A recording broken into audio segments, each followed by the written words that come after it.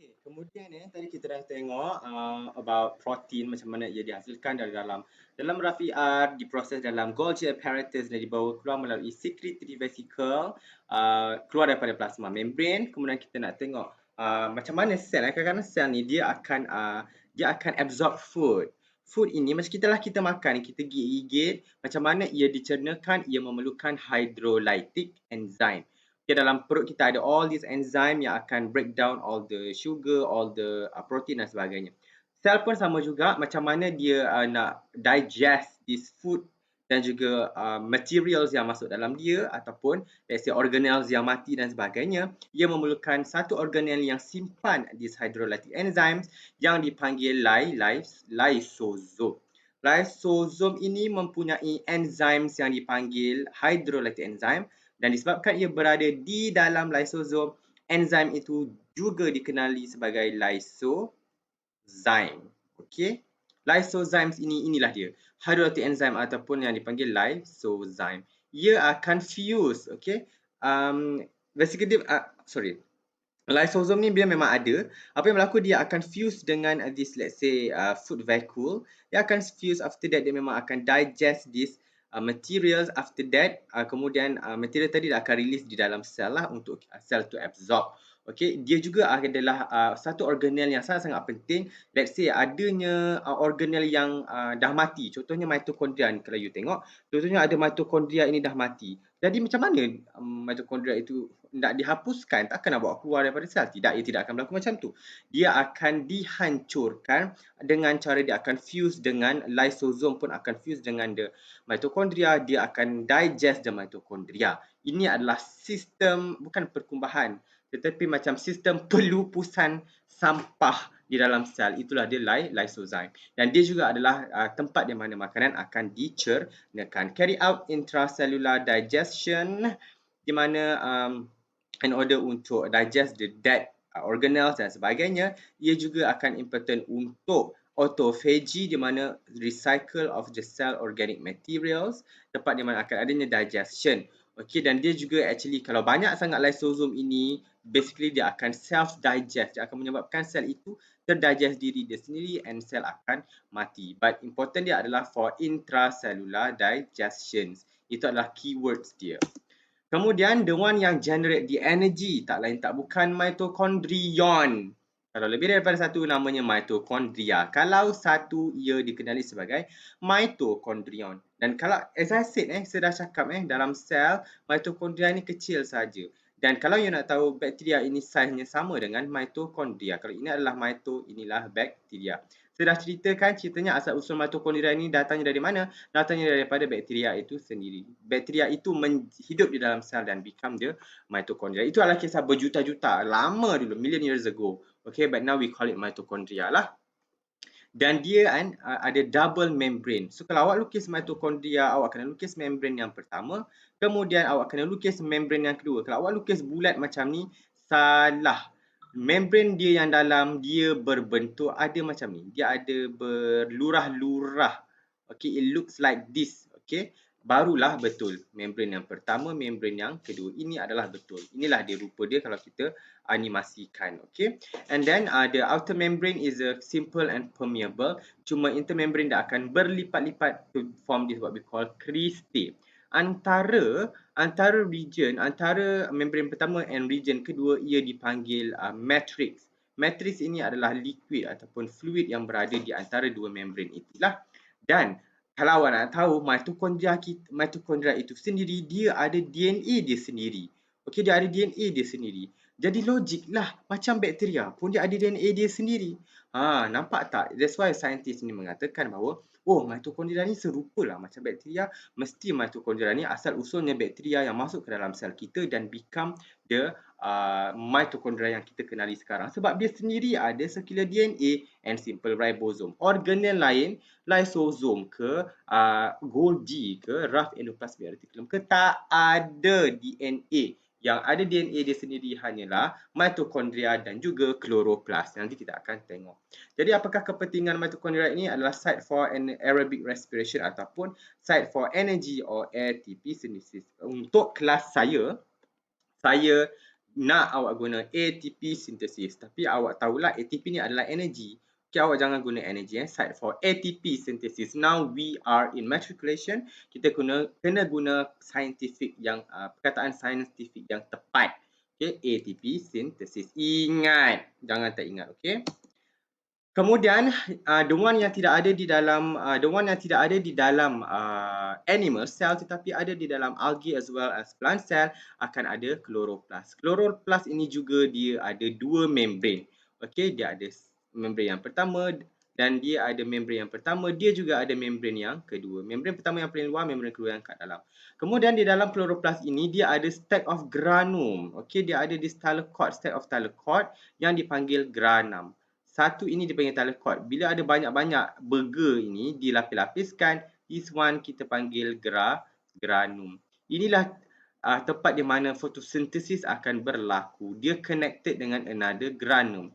Okey, kalau kita tengok satu ni, if we look at satu disk ni, kita zoom out macam ni, dia adalah membrane. Okey, atas ni memang akan banyak pigment-pigment yang akan absorb cahaya.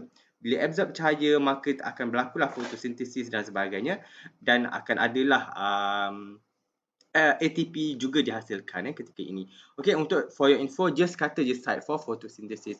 Dan kita akan belajar photosynthesis into more detail pada chapter 6 semester 2. Okey, nanti kita akan belajar. Yang ni nota yang saya buat lah untuk college. So, excited kan nak tengok. Okey, untuk chloroplast, inilah dia punya side for photosynthesis. Again, dia ada double membrane dan dia ada contain chlorophyll on ada photosynthetic pigment dekat atas thalacot membrane. Dekat thalacot ini punyalah banyak ya this chlorophyll. Chlorophyll tu apa? Dialah yang absorb the sunlight, the light energy. Dia akan absorb and dia tukar kepada benda lain lah. Okey. Dan this satu stack this ni CD ni ia dipanggil kita bukanlah panggil CD, kita ibaratnya pancake. Satu pancake ini dia dikenali sebagai thalacot. Tetapi bila pancake ini dia susun macam tinggi awak tengok orang susun tinggi kan, itu dipanggil granum. Kalau lebih daripada satu granum ia dipanggil grana. Okey. Liquid di dalam inner membrane ada liquid, ada fluid, itu dipanggil stroma. Alright, the fluid region contains the DNA. Dalam ni akan ada DNA dia lah. Okey, dan juga ribosome dan sebagainya. Alright, cuma awak kena faham dia juga ada DNA dia sendiri. So awak agak-agak asal usul plant cell tu, awak rasa chloroplast ini dia apa? Dia juga macam mitokondria. Dia dikatakan chloroplast ini juga adalah sejenis photosynthetic bacteria yang masuk ke dalam plant, yang masuk ke dalam sel, eukaryote cell, and then dia hidup di dalam eukaryote cell itu become the plant.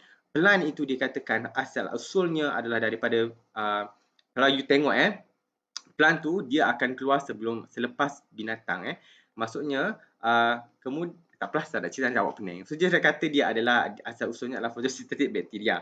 Okey, sebab dia ada DNA dia sendiri. Tetapi dia adalah organelle di dalam eukaryotic cell. Okey, yang dikatakan asal usulnya adalah bakteria jugalah macam mitokondria tadi. Tetapi dia ada di dalam plant dan juga algae cell. Okey. Untuk sel itu divide, ia memerlukan centriole yang kita akan tengok pada the next chapter. Okay, chapter 3. Basically important untuk in cell division sebab centriole ini dia centriole ni macam ni rupanya. Kalau awak lukis dia kena 90 degree tepat kena tepat 90 degree. Satu dia bersusun macam ni lah, awak boleh nampak centriole ni dia bersusun 90 degree like this, and then dia akan ada around dia ni akan ada satu region di mana dia akan menghasilkan this what we call microtubule, protein yang macam ibaratnya awak tembak pistol yang ada peluru tu ada tali dia macam cuy, you know, like this, you know. Kalau awak tengok macam awak tahu tak hari jadi, bila awak jadi kan awak tarik something yang poppers tu, awak tarik lepas tu dia keluar macam tali kan, macam itulah centriole. Dia ada tali-tali itu dipanggil microtubule yang akan lead to the cell division. Kita akan tengok later lah. Okay, jadi we focus on chapter 3 nanti. Kemudian dalam plant cell, okay, yang animal cell tak ada, dia ada di simpanan untuk air yang dipanggil vacuole. Vacuole ni hanya ada di dalam plant cell. Membrane juga, membrane bound sacs yang akan contain the dilute solution dan juga ada solutes lah. Dalam ini akan ada banyak benda lain selain daripada air, tapi kandungan utamanya adalah water. Kalau awak tengok ada mikroskop, gedebuk sebiji vacuole ni, okey, vacuole ini dialah yang akan menentukan sama ada sel itu segah ataupun tidak, turgid or not.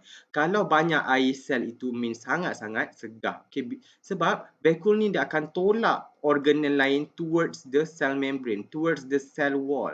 Kalau vacuole ni penuh air, ibaratnya, kalau nak kata kan, ibaratnya dalam lift tu, ada orang gemuk besar 150 kg masuk, dia menolak semua orang lain dekat lift tu, dinding lift tu. Memang awak tersepit kan? Memang penuh, memang mampat. So memang turgid. So bila orang gemuk itu keluar, ibaratnya air yang kebanyak itu keluar, vacuole ini akan mengecut, barulah organel this cell tadi dia flaccid, dia kecut, dia kurang air. Okay, nanti tak akan tengok later lah. Yes, that you have to know that. Dan untuk vacuole ini, dia juga adalah dia punya kulit dia tu, dia adalah membrane. Membrane yang dikenali, yang dipanggil tonoplast. Okay. Tonoplast ini adalah the membrane of the vacuole, but the whole structure dengan air-air ini sekali kita panggil dia vacuole. Okay. Okay. Alright, functionnya is keeping the plant cell rigid. Rigid ni mean mampat, rigid or turgid lah. Okay. Dan kalau kita nak lukis, awak nak lukis animal cell, awak lukis 3D macam ni tak dapat markah. Okay, jangan nak beria sangat. Walaupun kita ni somehow gifted, jangan lukis macam ni. Okay, kita lukis like this, 2D sahaja. First, awak kena lukis plasma membrane. Kemudian awak lukis nukleus besar. Kalau nukleus tu kecil, salah. Sebab nukleus is the largest organelle. Okay, kemudian awak kena lukis this Golgi, this endoplasmic reticulum. Cuma awak kena ingat, endoplasmic reticulum ada dua. Yang dekat dengan nukleus itu adalah rough endoplasmic reticulum. Yang jauh sikit daripada nukleus itu adalah smooth endoplasmic reticulum. Yang berdekatan dengan endoplasmic reticulum juga adalah Golgi apparatus. Dia dekat dengan rough, dia dekat dengan nukleus. So that's why saya lukis dia dekat-dekat. Kalau awak letak Golgi ni dekat sini, salah. Okay. Kemudian awak lukislah mitokondria. Saya dah kata mitokondria dia adalah double membrane kan. Dan jauh sikit awak lukis bulat macam ni and ada titik-titik, itu adalah lysosom sebab dia ada lysozyme. Titik itu adalah lysozyme. Dan awak lukislah centrosome dekat sini. Ingat centrosome dia 90 degree. Ingat no sketching. Sketching maksudnya ni salah. Awak kena lukis full line like this and then barulah awak lukis betul-betul. No shading. Tak payahlah beria nukleus ni nak hitam-hitam. Jangan. Ini bukan kelas seni. Ini kelas biologi. Awak lukis bulat cukup and label. Faham? Label pula awak kena stable.